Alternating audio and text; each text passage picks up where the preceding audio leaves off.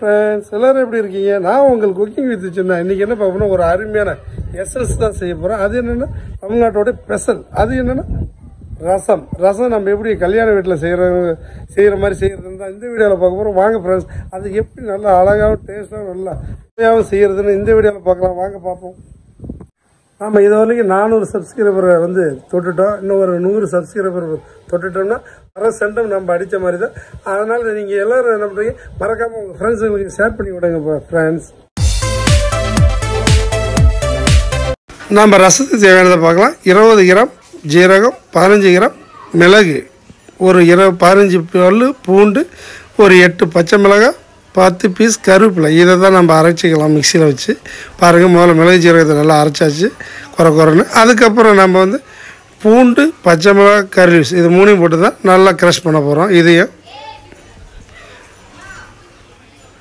இதை நம்ம என்ன பண்ண போகிறோம்னா நைஸாக அடிக்காமல் குறைன்னு க்ரஷ் பண்ணிக்கலாம். பாருங்கள், இந்த அளவுக்கு அரைச்சாச்சு. அதுக்கப்புறம் 1 கிலோ தக்காளி, 200 கிராம் புளி ஊற வச்சு கரைச்சி வச்சுருக்கிறோம். அதுக்கப்புறம் நம்ம பாத்திரத்தை வச்சுக்க வேண்டியதான்.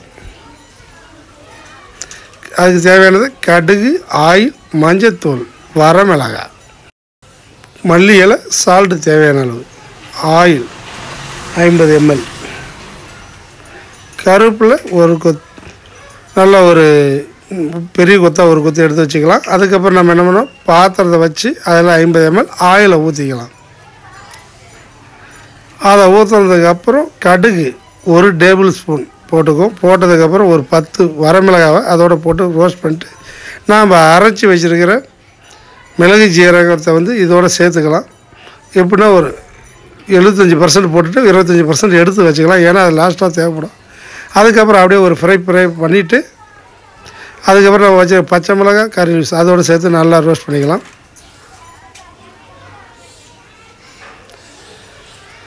இது ரோஸ்ட் ஆகி வந்ததுக்கப்புறம் 1 டேபிள் ஸ்பூன் வந்து மஞ்சத்தூள்,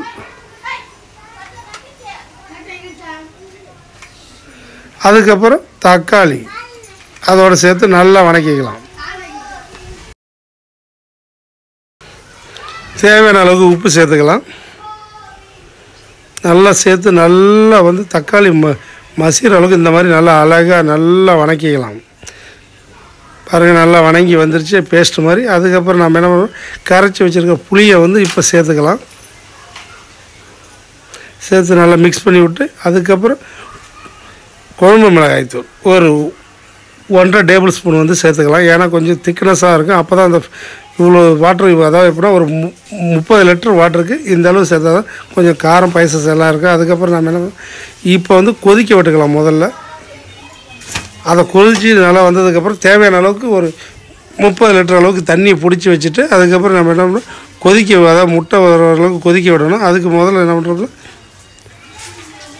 இதே மாதிரி வந்துருச்சு. அதுக்கப்புறம் பாருங்கள், இதுக்கு மேலே தான் நம்ம இந்த கார்னிஷ் போட போகிறோம். அதாவது எப்படின்னா அப்படியே பெருங்காயத்தூளை தூவி விட்டு அதுக்கப்புறம் நம்ம வச்சுருந்த மிளகு சீரகம் அரைச்சி வச்சதை அப்படியே மேலே தூவி விட்டுறது.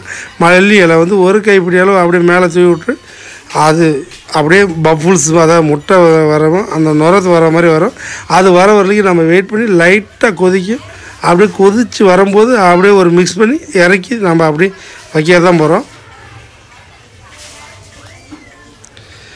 ஏன்னா இதுதான் ப்ராசஸ். இந்த மாதிரி நம்ம செஞ்சோம்னா ஒரு 500 பேருக்கு செஞ்சாலும் இதே மெத்தடில் செஞ்சோம்னா அவ்வளோ டேஸ்ட்டாகவும் சூப்பராகவும் இருக்கும். பாருங்கள், லைட்டாக அப்படியே நுரம் வந்து அப்படியே லைட்டாக கொதிக்க ஆரம்பிச்சிருச்சு. நாம் மேலே எதுக்கு இதெல்லாம் போட்டோம், கார்னிஷ் போட்டோம்னா அந்த ஃப்ளேவர் இன்னும் அதிகமாக கொடுக்கும். அதனால தான் இதை நம்ம இதோட சேர்க்குறோம். பாருங்கள், நல்லா கொதித்து வந்துருச்சு. அதுக்கப்புறம் நம்ம என்ன பண்ணுறோம், மிக்ஸ் பண்ணி இறக்கி வச்சுக்க வேண்டியது. வச்சதுக்கப்புறம் நம்ம எப்பயும் போலவே சாப்பாடில் ஊற்றி சாப்பிட்டோம்னா நல்லா டேஸ்ட்டாகவும் சுவையாகவும் இருக்கும். அதே மாதிரி இந்த இருமல் சளிக்கெல்லாம் அவ்வளோ அருமையாக இருக்குங்க ரசம்.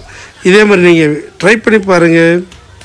ஓகே ஃப்ரெண்ட்ஸ், இந்த வீடியோ கண்டிப்பாக உங்களுக்கு பிடிச்சதுன்னா ஒரு லைக் பண்ணுங்கள், கமெண்ட் பண்ணுங்கள், சப்ஸ்கிரைப் பண்ணுங்கள்.